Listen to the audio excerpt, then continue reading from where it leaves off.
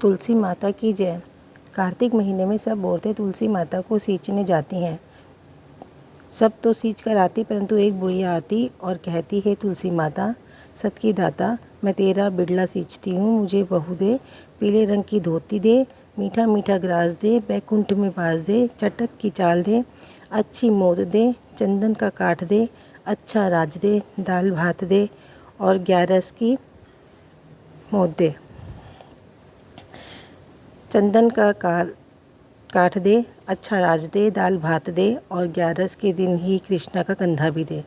तब तुलसी माता यह बात सुनकर सूखने लगी तो भगवान ने पूछा कि हे तुलसी, तुम क्यों सूख रही हो? तुलसी माता ने कहा, मेरे मन की मत पूछो। भगवान ने कहा कि अगर मैं नहीं पूछूंगा तो कौन पूछेगा?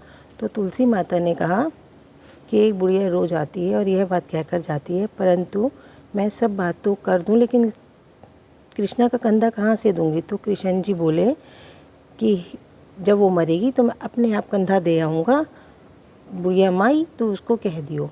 बाद में बुढ़िया माई मर गई। सारे गांव के लोग इकट्ठे हो गए, बुढ़िया को ले जाने लगे तो वो इतनी भारी हो गई कि किसी से भी नहीं उठी।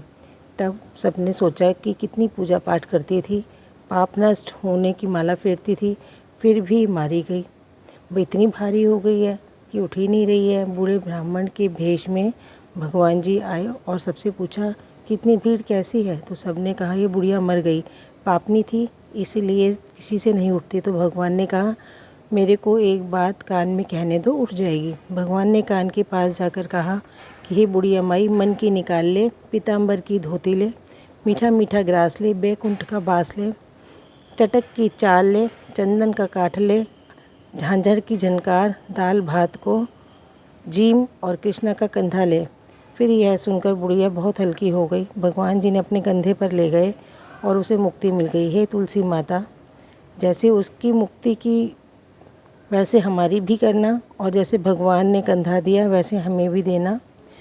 कहते को सुनते को, हुंकारा भरते को। जय तुलसी माता।